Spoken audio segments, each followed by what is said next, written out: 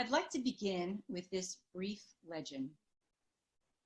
Long ago, before man walked upon the earth, the gods and goddesses assembled to determine where the secrets of the universe could be hidden safely. One god offered, "Let's put them at the top of the highest mountain. Man will never find them there." Another offered, "Let's bury them in the bottom of the deepest sea." The gods and goddesses argued day and night until one god offered, "Let's put the secrets of the universe inside man himself. Surely they will never find them there." And so it was determined. Bidden or unbidden, psychological theory on dreaming and dreams. Dreams are a cornerstone of psychic understanding within Jungian depth psychology. Jung informs us that our dreams provide a doorway into the unconscious psyche, both personal and collective. The personal unconscious contains the contents of our complexes. Jung defines the collective unconscious, also known as the objective psyche, as a structural layer within the human psyche containing inherited elements, the archetypes themselves. Archetypes are both a pattern and an agency. They manifest symbolically as primordial images and mythological motifs.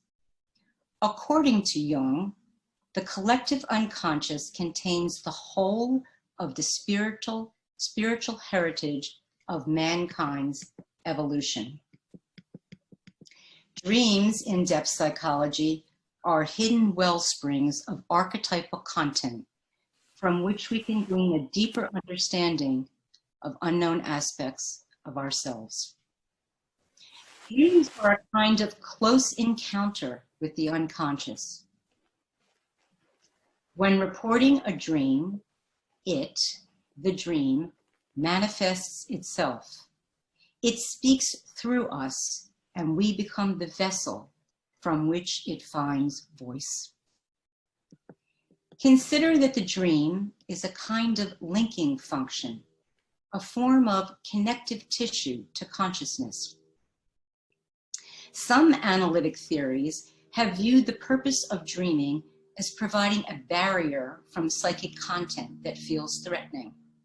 Freud would be an example of that kind of notion. Others have viewed dreams as repairing psychic skin, working like a film or a fine membrane, protecting psychic content until it can be better known. Working with our dreams requires a conscious act of courage, as we may encounter strange, uncomfortable, dark and frightening images, feelings, and affects. Jung's notion of the shadow, itself an archetype, contains content that our egos may be resistant to confronting. Because the symbolic subject matter of our dreams can feel ego-dystonic, we wrestle with our capacity to stay awake to ourselves, keeping in mind, of course, that the desire to avoid discomfort is also an aspect of our humanity. The ego's need to protect and preserve a sense of stability and safety. Perhaps we can feel somewhat comforted in Jung's notion that, quote, "The unconscious is not a demonical monster, but a natural entity. It is completely neutral. It only becomes dangerous when our conscious attitude to it is hopelessly wrong." By making the unconscious conscious, we participate in Jung's notion of individuation, a process of becoming who we are meant to be. Individuation is not a goal, but rather a manner in which we live life authentically. And Jung reminds us that individuation is not just a single separate being, but presupposes a collective relationship. It follows that the process of individuation must lead to more intense and broader collective relationships, and not to isolation.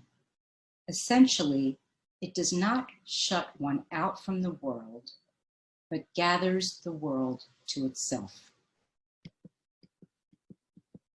The German political philosopher Hannah Arendt once said, quote, "All sorrows can be born if you put them in a story or tell the story about them."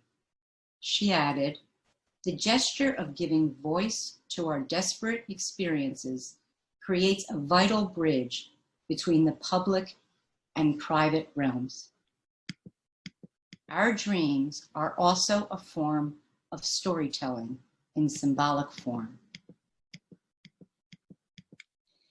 As we ponder the complexity and multiplicity of the nature of our dreams, I am reminded of the Janus-faced quality of psyche itself.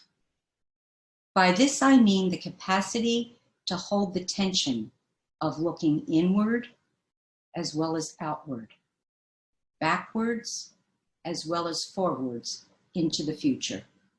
Let's take a look at the Janus image. Janus was the Roman god of beginnings.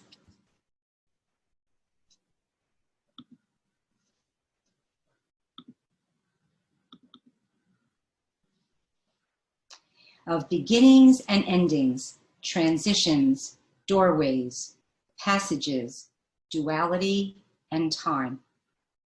The process and experience of dreaming together may offer us an encounter with the Janus-faced aspect of our own natures, where we enter into a space of timelessness, multiplicity, curiosity, and metaphor.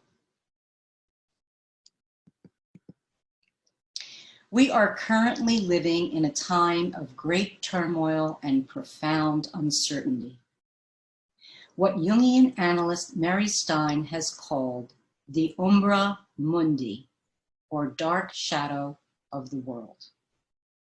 Can looking at dreams provide insight into greater understanding of our current circumstances, personally as well as collectively? Consider this: just as psychic imbalance or one-sidedness contributes to a kind of personal psychic illness, be it neurotic or psychotic, so too it is with collective and social imbalance and one-sidedness. History has repeatedly demonstrated the capacity of severe collective illness to overwhelm and destroy the value for human life and nature itself. The focus of this talk today is to try to hold the darkness and the uncertainty of the umbra mundi while we search for meaning.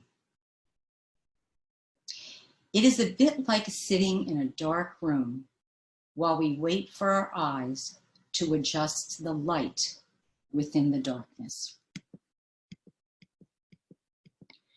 Jung wrote in 1960, a year before his death, "The problem of our time is that we don't understand what is happening to the world. We are confronted with the darkness of our soul, the unconscious. It sends up its dark and unrecognizable urges. It hollows out and hacks up the shapes of our culture and its historical dominance. We have no dominance anymore. They are our future. Our values are shifting. Everything loses its certainty."